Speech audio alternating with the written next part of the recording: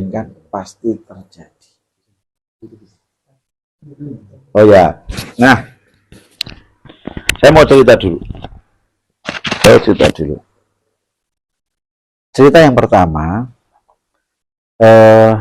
pada saat kita naik motor atau naik mobil ya Pak ya, di lampu merah. Ya, pernah kan kita naik motor atau naik mobil di lampu merah ya? Kira-kira teman-teman pada saat lampu merah mau berganti jadi berubah kuning, ya, kira-kira aja nih yang sudah pernah ngalami itu pengen buru-buru jalan atau nyantai saja? Udah mau kuning nih dari merah, udah kuning nih gitu, ya, buru-buru jalan atau udah nyantai aja? Nanti juga jalan gitu. Jadi hijau ke kuning. Ya, atau hijau ke kuning misalnya ya, hijau atau ke kuning gitu. Atau merah ke ya. Jadi ini peristiwa satu. Kecenderungannya orang itu, kecenderungan ya tadi ya, kecenderungannya itu orang itu selalu pengen cepet-cepet gitu. Jangan Pak Ustadz, segera aja mau sudah jalan gitu ya. Atau pada saat hijau ya tiba-tiba sudah kuning, ya kan buru-buru tuh, cenderungannya kan begitu. Satu. Yang kedua, pada saat kita itu mau hujan, pada saat hujan lebat itu, kan cenderungnya kita berteduh ya, kan kita hujan lebat itu enggak bawa mantel, enggak bawa, kan cari tempat yang teduh kan gitu kan. Dan buru-buru kalau ada hujan itu orang pada ngebut kabeh itu. Ya. Cenderungnya itu orang berburu-buru takut kalau hujan. Itu ya. Itu peristiwa yang kedua. Peristiwa yang ketiga itu pada saat kita ini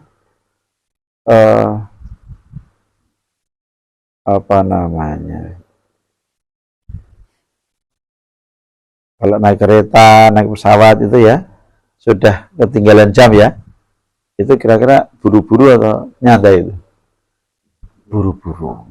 Buru-buru, karena takut tertinggal. Nah, ini hari-hari yang kita biasa alami. Nah, ada satu kaidah, kaidahnya begini. Pada saat tadi ya lampu merah, sahabat saya ini itu selalu ngomong begini, Ustadz, nggak usah buru-buru, nanti juga hijau. Gitu. Nanti kalau nanti kan merah, kuning ya, kan hijau, habis hijau kan merah lagi tuh. Kalau sudah merah kira-kira apa lagi? Kan hijau lagi kan. Jadi beliau selalu mengatakan, pasti nanti hijau lagi. Gitu ya. Kenapa kok ngomong begitu? Karena memang lampunya di situ. Habis merah itu kuning sebentar, terus hijau gitu. Kalau udah hijau terus apa nanti? Kuning sebentar, merah. Kan gitu. Nah, sahabat saya itu sahabat saya selalu begitu. Nanti kan juga hijau lagi. Ini saya sederhana gitu mencontohkannya itu. Dan yang kedua, nanti juga pasti terang. Kalau sudah hujan, baru hujan apa? Kan reda kan? Nanti juga reda. Gitu.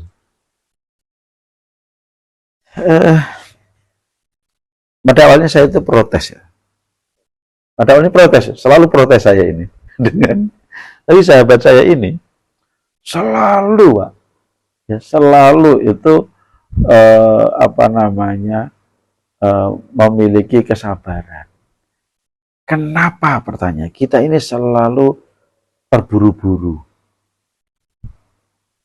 Karena kita ini selalu membuat batasan, membuat keputusan yang belum kita tahu. Jadi kita selalu membuat batasan harus. Ada di depan sana tidak pernah ada yang tahu apa yang sesungguhnya akan terjadi kepada diri kita. Nah, di fase 1 ini gitu, ada satu pernyataan tadi yang saya sampaikan, apapun yang Anda inginkan pasti terjadi. Pasti terjadi. Ini ada ilmu yang namanya SAV. Ya, SAV. SAV itu S-nya itu silent. Ada yang mengatakan sugesti gitu ya. Atau yang mengatakan bisikan hati. Itu silent. Bisikan hati. Omongan batin. Omongan batin. Omongan batin. Nah, ternyata ini rahasianya. Jadi omongan batin itu menentukan apapun di depan. Orang menyebut niatan. Omongan batin. Jadi silent tadi, apapun yang Anda batin, ya Anda batin itu, Anda yang Anda ngomong dengan batin Anda sendiri, ya kemudian nanti yang S-nya afirmasi, mengafirmasi, kemudian V-nya itu memvisualisasi, itu yang akan terjadi. Dari mana ininya? Dari mana ilmunya? Ya, ilmunya ternyata gini. Ketika kita itu menginginkan sesuatu, Ustaz, ketika kita itu ingin sesuatu, katakan begini, batinnya ngomong begini. Suatu saat nanti pasti, ya kalau Anda pengen apa? Pengen Alphard, Anda pengen apa? Pengen haji, gitu ya. Anda pengen umroh, gitu. Katakan pada batin Anda, suatu saat nanti, bahasanya begitu, suatu saat nanti pasti umroh. Nah, ini dengan mengatakan ini di dalam batin kita, ya, itu muncul iman, keyakinan. Suatu saat nanti pasti umrah. Yang kedua, kita menyerahkan kapannya, karena bicara di depan kita, kapannya, kan kita nggak bisa dikte Allah. Memang Bapak bisa dikte Allah, pokoknya, suara kan, ya. Jadi biarlah wilayah Allah, karena ada 2 wilayah. Jadi wilayah hamba itu meminta, wilayah Allah itu mengabulkan. Jadi jangan melompat batas. Wilayah manusia itu ikhtiar. Ya. Wilayah Allah itu keputusan. Nggak boleh ditukar-tukar. Gitu ya. Saya yang memutuskan gitu ya. Harus nggak ada. Wilayah kita ikhtiar. Jadi dalam hidup ini ternyata wilayah kita itu dibatasi. Namanya ikhtiar. Doa itu ikhtiar. Doa itu ikhtiar. Ya, mau datang ke sini menuntut ilmu itu ikhtiar. Masuk kategori ikhtiar. Wilayah Allah itu memutuskan hasil. Maka tugas kita di wilayah ini adalah memastikan, ya. Jadi suatu saat nanti pasti umroh, ya. Suatu saat nanti pasti apa? Ya, punya mobil.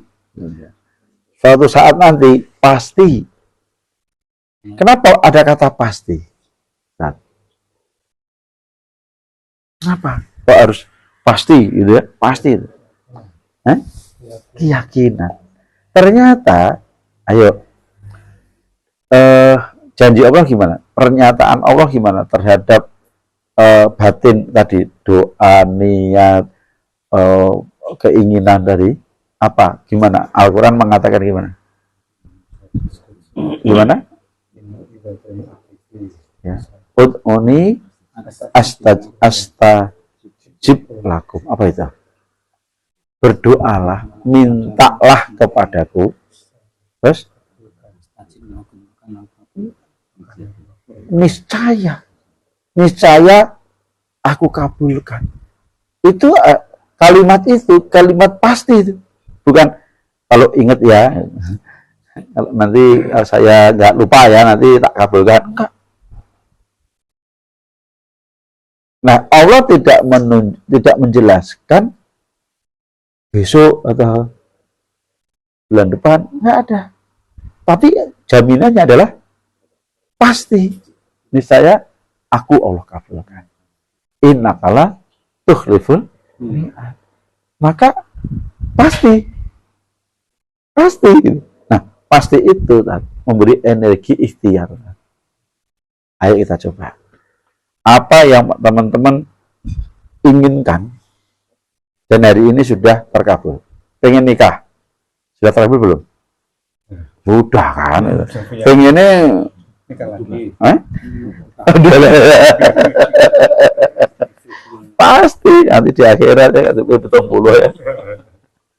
Pasti gitu. Jadi pasti ya gitu, pasti gitu. Maka kita diminta untuk selalu mengsugesti diri, gitu, mensugesti diri, ngomong pada diri sendiri batinnya, gitu ya. Ya, kemudian diafirmasi dan divisualisasi, gitu. Maka Allah itu kabulkan.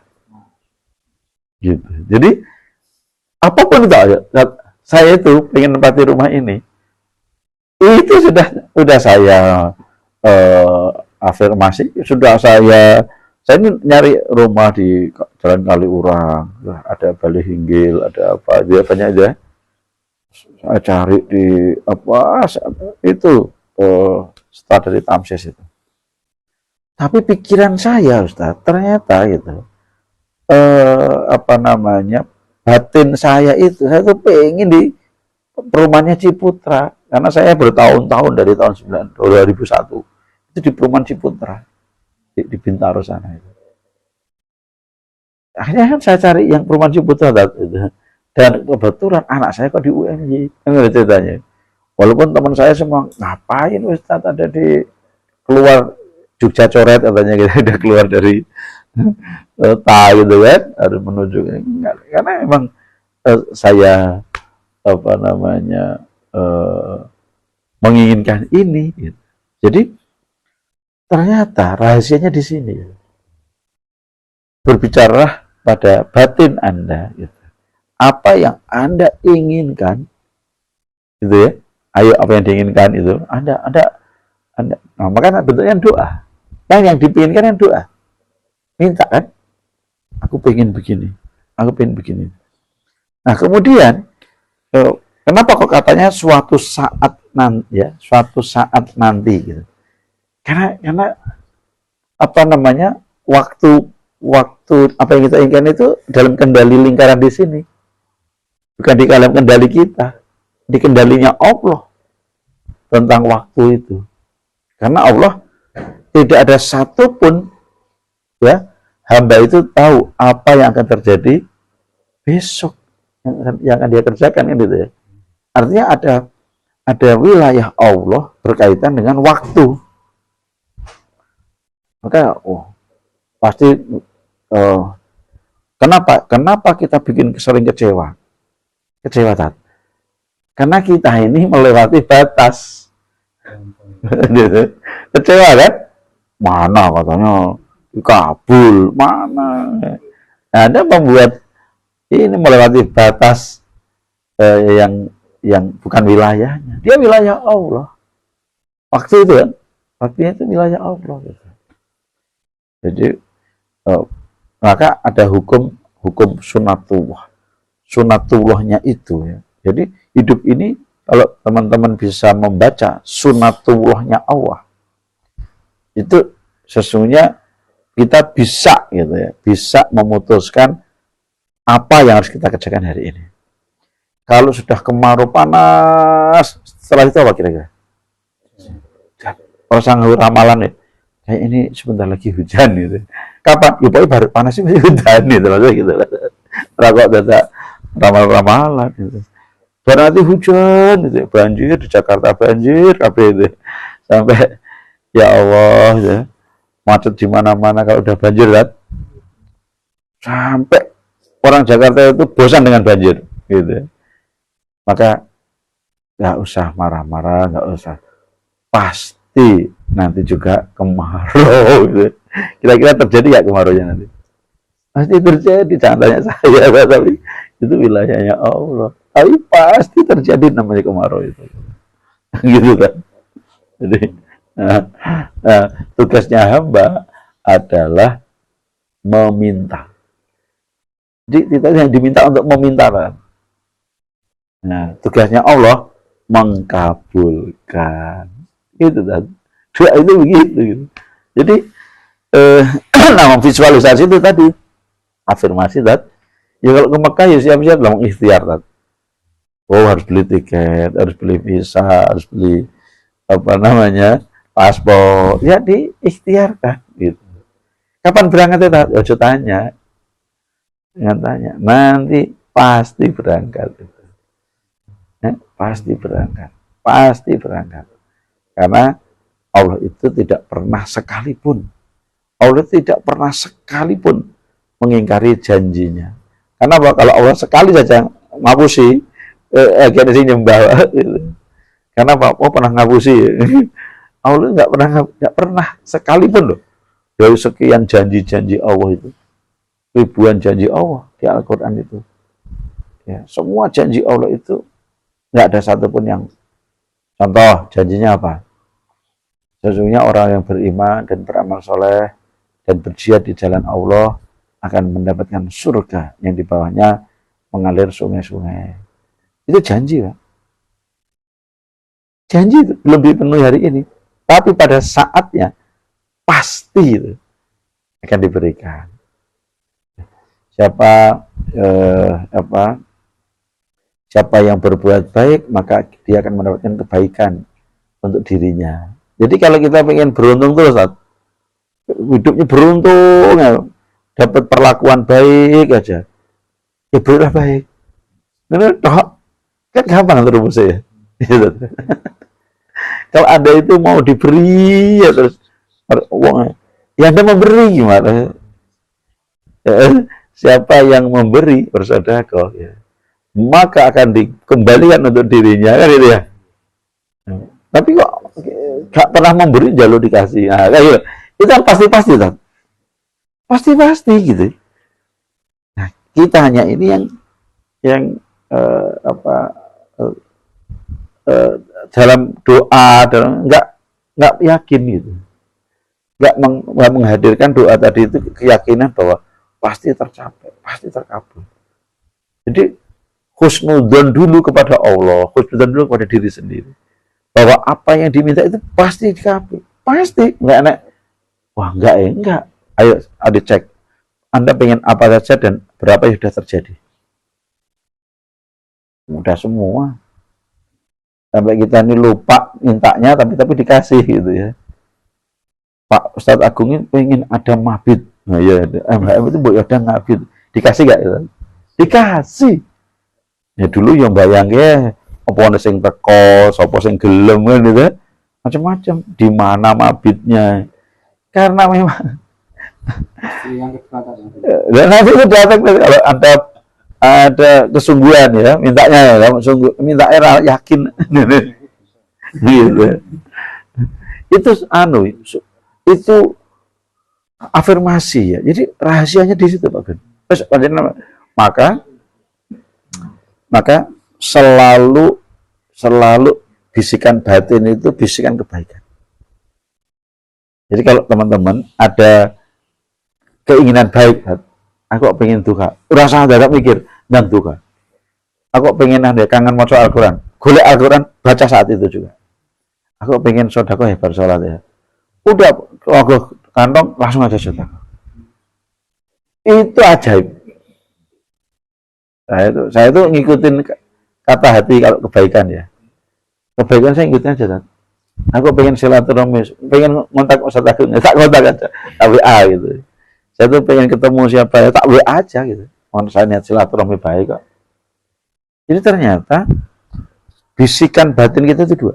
Satu, bisikan kebaikan. Ya. Dua, bisikan keburukan. Nah, dengarkan bisikan kebaikan. Maka selalu yang datang kepada Anda itu kebaikan. Kemujuran, keberuntungan. Itu begitu magnetnya. Nggak pernah salah. Nggak pernah salah. Maka selalu kan ada penglihatan iman ya tadi ya, ada penglihatan mata. Waalaikumsalam warahmatullahi wabarakatuh. Masya Allah. Agak ini Kiai Termoti dari Gunung Kidul ya. Masya Allah. Alhamdulillah. Saking rawuh. Mama tidak kelihatan ya. Pindah, beri. Ya. Nah, saya lanjutkan Pak Termoti ya. Jadi di dunia ini berlaku sunatullah Pak. Nggak pernah salah. Sunatullahnya Allah itu tidak pernah salah.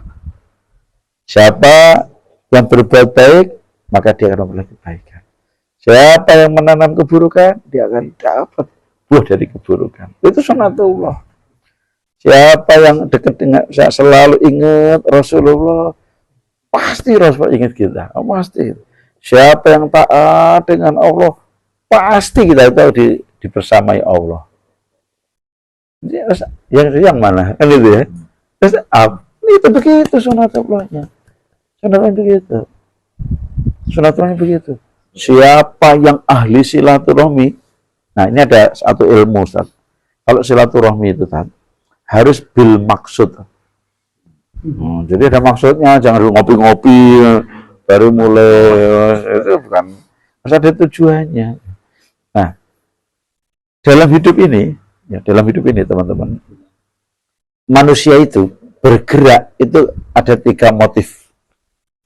Nah, saya ingin MHM itu punya 3 motif ini agar orang itu mau bergerak ke MHM. Ya, kalau satu aja kurang, itu daya tariknya kurang. Ya.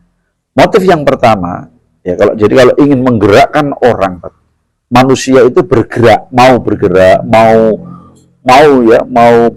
menggerakkan badannya itu kalau dia punya 3 motif. Motif yang pertama itu motif spiritual. Ya, contoh pengajian. Mau tadi kan? Tak dengerin ini motif spiritual. Motivasinya apa? Dapat pahala. Dapat pahala kan? Jalan ini dapat pahala. Motif spiritual.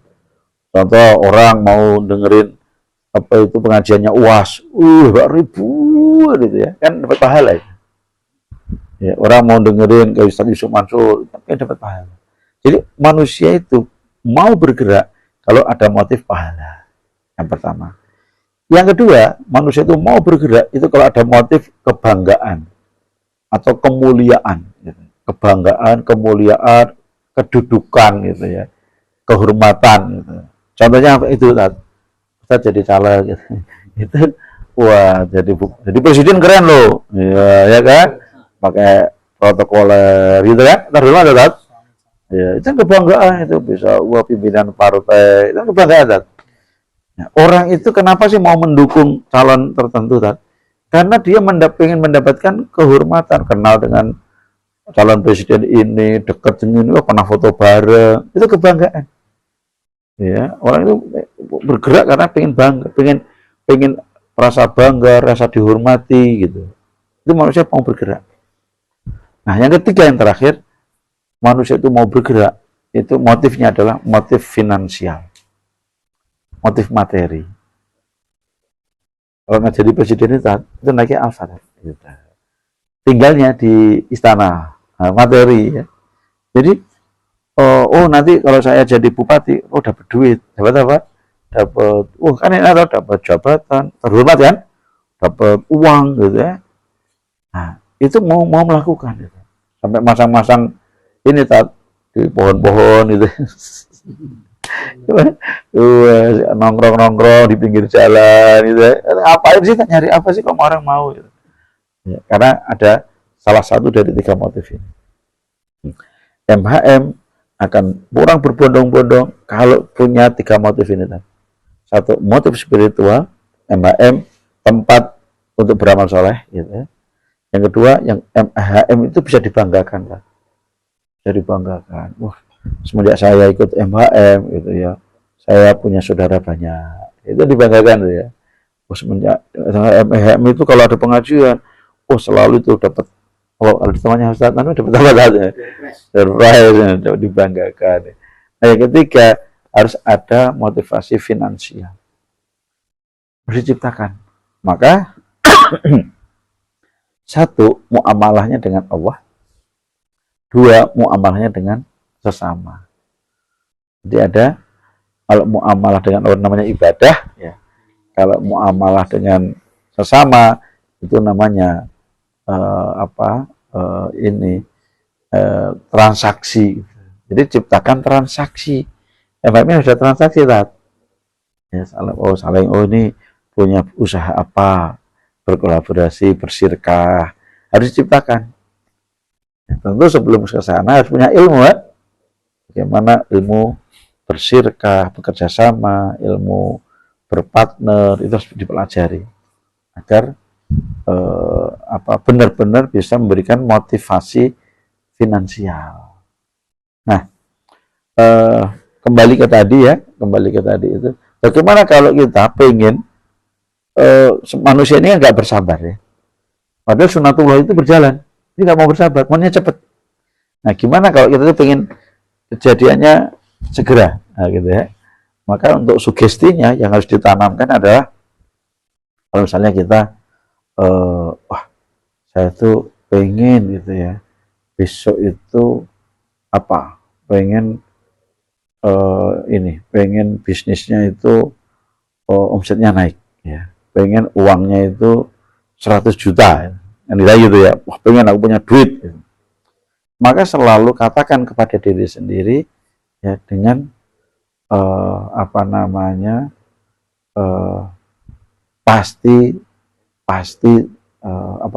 pasti bisa ya. Jadi katakan dalam batin kita itu pasti bisa ya, pasti bisa. Nah, kenapa kok pasti bisa kan? Yang di keyakinan di dalam diri kita itu kok pasti bisa itu untuk mendorong kita agar kita berikhtiar ya. Pasti bisa itu adalah mendorong diri kita untuk berikhtiar ya, ya. Pasti bisa. Pengen apa? Pasti bisa. Batinnya ngomong begitu, pasti bisa. Nah, ini